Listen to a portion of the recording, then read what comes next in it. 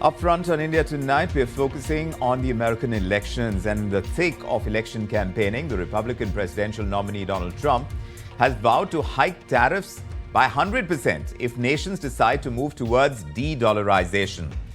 This threat that Donald Trump has put out comes at a time when the dominance of the US dollar in international and global trade and finance has faced increasing challenges. This has happened in recent years. Remember, China, India, Brazil, Russia and South Africa, the BRICS nations, they've discussed de-dollarization at a summit only last year. We had a word about this. We spoke about the US dollar, which has been strengthening day by day and maintaining its hegemony. But really, how will it impact global market, and how does de-dollarization, this challenge, really play out against that kind of hegemony that the US dollar enjoys? To discuss this and more, let's connect with Alastair Newton, the CEO of Alavan Business Advisory. He's joining us along with Arnab, the global macro strategist for EMEA at Invesco. Gentlemen, thanks for making the time. Alastair Newton, first to you. Does the United States have reason to worry about global economies now increasingly choosing to do business without the US dollar? Whether it's about sovereign wealth, whether it's about debt issuance, just forex reserves in emerging markets like India. Is this preference for the US dollar really declining? I think the short answer to that is not in the short to medium term. Right. For sure, if we look at global reserves, since you mentioned global reserves, since the start of this century, the dollar share of global reserves has, if I recall correctly, gone down from somewhere around 70% to about 59%. The next nearest currency in global reserves would be the euro, and that's at about 20%. Now, this story of the end of the dollar as the hegemonic currency has been bouncing around for certainly as long as I've been working in markets, which is 25 years nearly now. And it's not going to go away. And one day, just as happened to sterling, the dollar will be undoubtedly superseded as the principal global reserve currency. But I don't think we're close to that day yet, despite the aspirations of, and since you mentioned them, some of the BRICS partners in particular.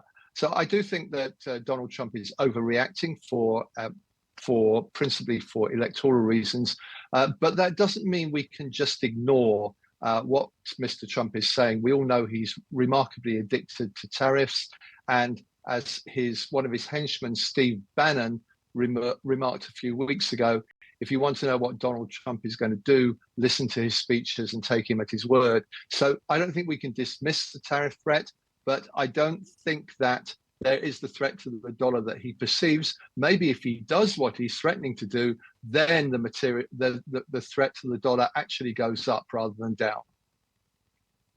I'm gleaning what Alastair is saying over here, Arnab, is that the threat of imposing tariffs, you can't dismiss that. The de-dollarization, now that may take a lot of time for it to actually become significant to that extent.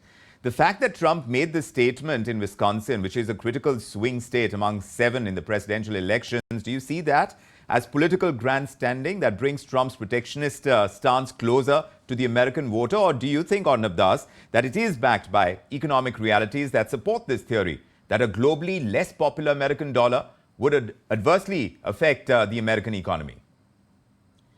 Well, look, I think, this is this constant challenge with Donald Trump, right? Whether to take him seriously or literally. And as Alastair said, Steve Bannon's answer is you have to take him seriously and literally. I think there's a lot of contradictory objectives and statements coming out from Trump himself. And if you look across the team that he seems to have assembled of advisors and potential future cabinet ministers and secretaries, as they're called in the U.S. So Lighthizer, who was his trade representative and has been tipped to be his nominee if he wins for Treasury Secretary, would actually like a weaker dollar. And Trump himself has wanted a weaker dollar. And so, of course, one way to get a weaker dollar is to do things that are, that go against the grain of responsible global payments and reserve currency, right?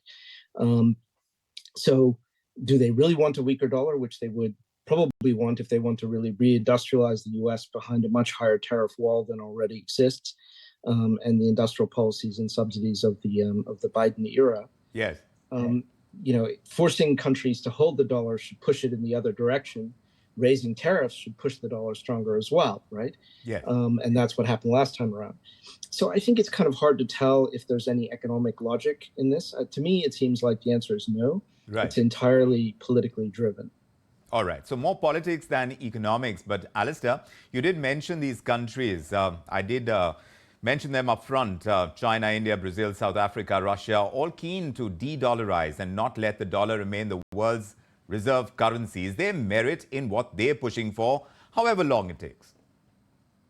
I think if we look at the BRICS countries and China's leadership there, with all due respect to India and the other members, in fact, the reality is that China is looking to do more trade in its own currency. And yet it hasn't been prepared to liberalize exchange of that currency. There's things it needs to do administratively at home as regards the management of its currency if it wishes to pose a serious threat to the dollar. And up until the time when it does that, I think its ability to replace dollar trade internationally with the renminbi is always going to be somewhat limited. So really, as with so much of China today, you know, we talk about American tariffs, we talk about American tech sanctions. In the end, we really need to be looking first and foremost at the way in which Xi Jinping is managing China's economy domestically. And I'm far from alone. In fact, I would say it's pretty near to the market consensus today in believing that China is not managing its economy in a way which is either good for economic growth in China or indeed for China's exports, because China's economy remains very export dependent. Domestic consumption, as your listeners, as your viewers know, remains very weak. The fact that China is relying on exports still to drive its economy principally means that it is not only going to come up against the threat of more tariffs from the US, but also from the European Union, and indeed from developing countries. Brazil, for example, has got an active anti-dumping investigation against China, and I know that there are certainly concerns in India about what is widely perceived as being Chinese dumping in the Indian market. It certainly is. And yes, the government cognizant of that, there have been several pleas made to the Indian government to be able to kind of raise those tariffs against dumping that is done by China. But the fact is, Alastair, China and India, they are the biggest oil importers in the world. Among the biggest, does this give them more power to negotiate their oil imports in their own currencies? Is that likely to happen more and more? And is that something that is even going to help these emerging economies? You know, this is a very old question as well, because there have been times over the course of the last 25 years when Saudi Arabia, the world's biggest or second biggest oil producer after the US now, has threatened to start selling oil in denominations other than dollars. It hasn't happened so far. I don't think it's a serious proposition today. I think the oil producing countries, perhaps particularly the members of OPEC, and I'm leaving out OPEC Plus for the moment because Russia is something of a special case.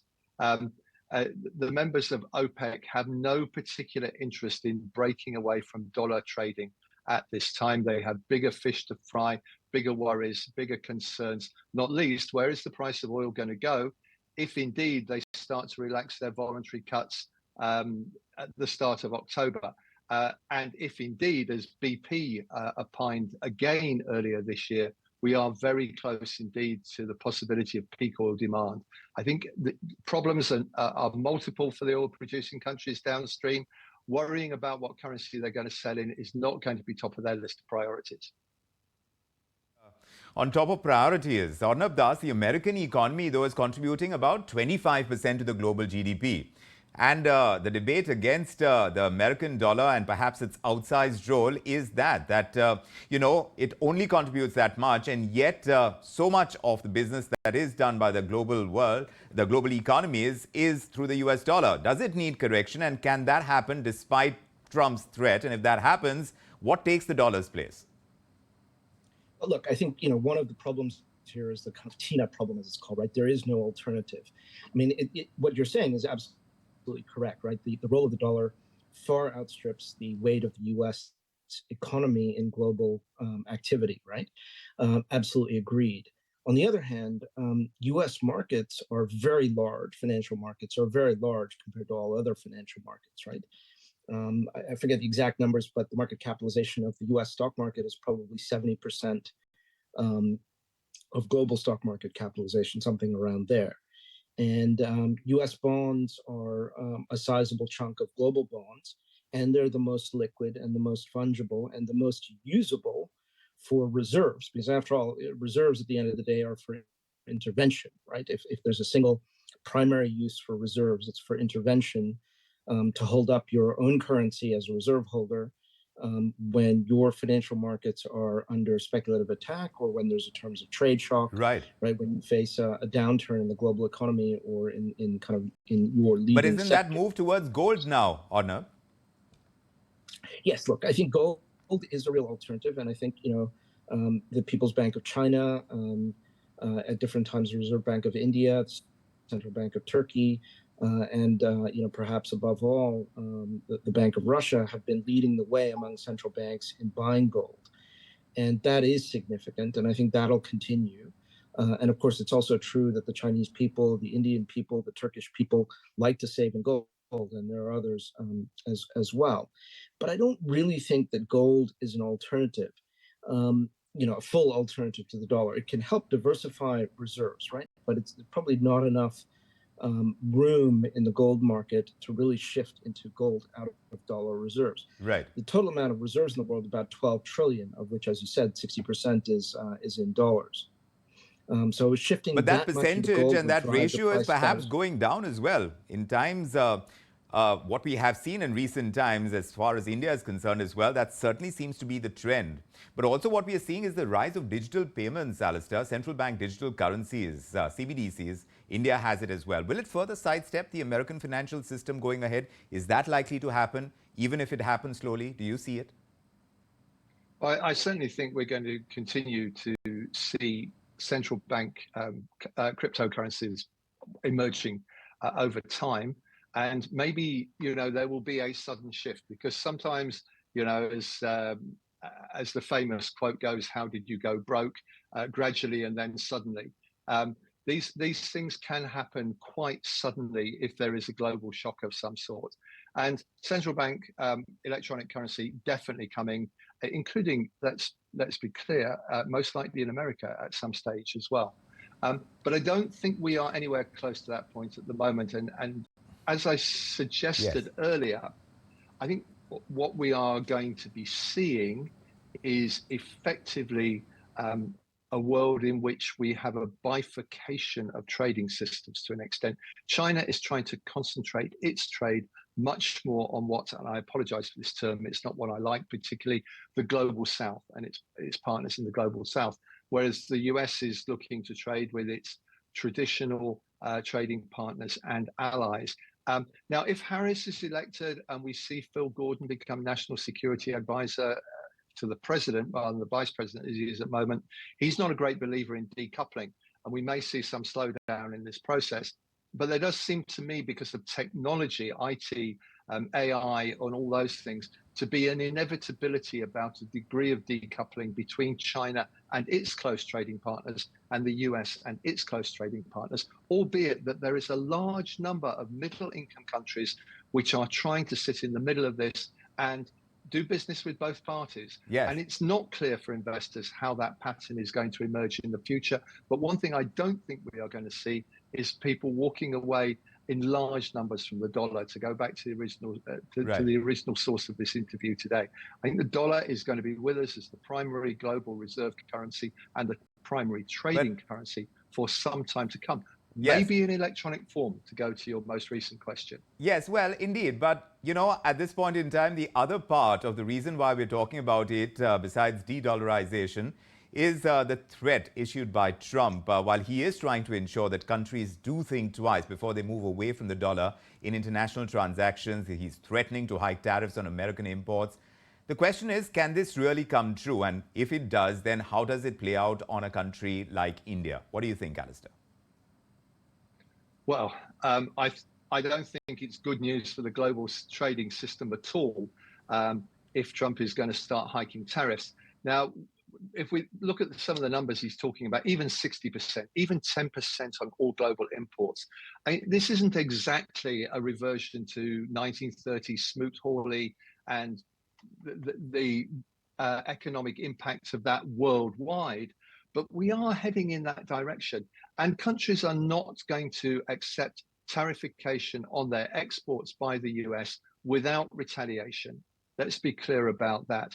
And we will be starting to look at a very difficult and potentially dangerous world if Trump carries through his threats, even of the lesser tariffs than this latest 100% threat, especially at a time when the WTO has been effectively defenestrated by the US by not just Trump's, but Barack Obama before him, their decision not to appoint new judges or not to allow the appointment of new judges to the appellate body, which has broken the WTO's dispute settlement mechanism to the detriment, in my view, of the entire global trading system, India included.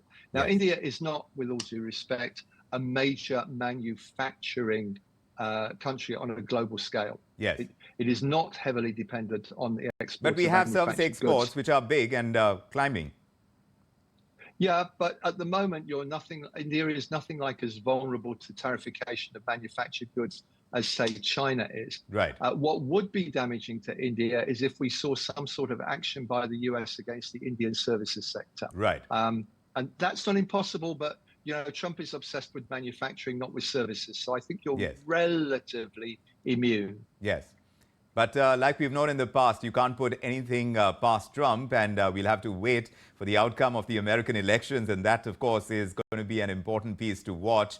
But like we started out by saying, that de-dollarization is a process. It will take, like reports have been suggesting as well, it will take a couple of decades if it moves in that direction. But at this point in time, that's not as much of a threat as what is the Trump threat of hike in tariffs. We will keep watching that space. Alastair and Arnab, thank you very much for joining us with your perspective tonight here on India Tonight. Thanks so much indeed. If you like this video, then like, share and subscribe to ET Now.